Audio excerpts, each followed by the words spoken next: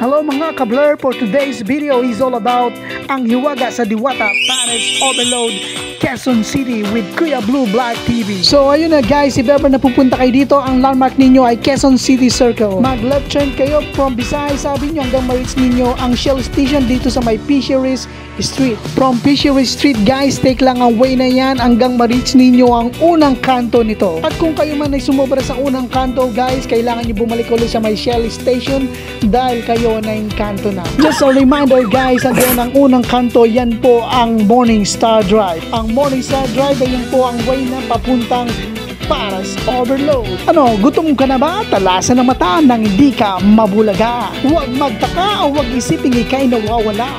Tahakin lang ang Morning Star Drive dahil sa dulo nandun na ang hiwaga.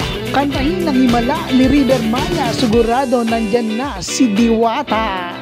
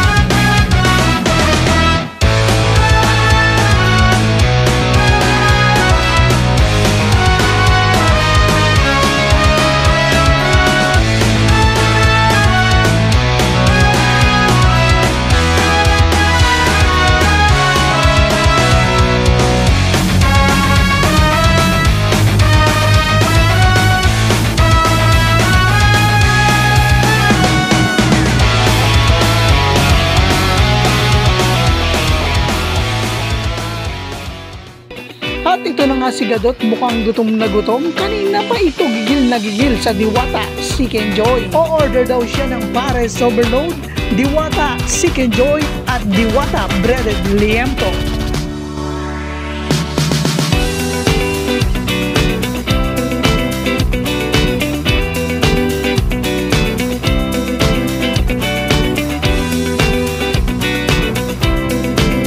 At ito na guys ang unang station kung saan nandito ang Diwata Seek and Joy. At legit nga guys, at malaki talaga ang Diwata Seek and Joy.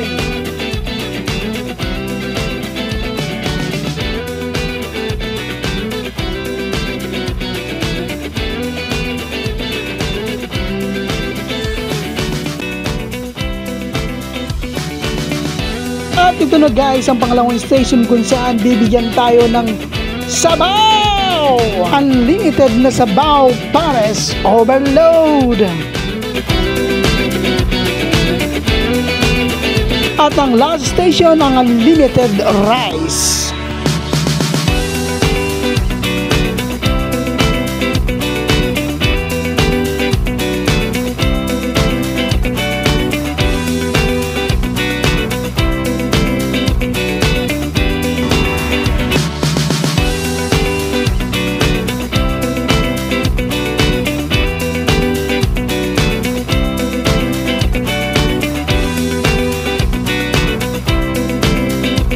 Guys, what are you waiting for? So, kain na!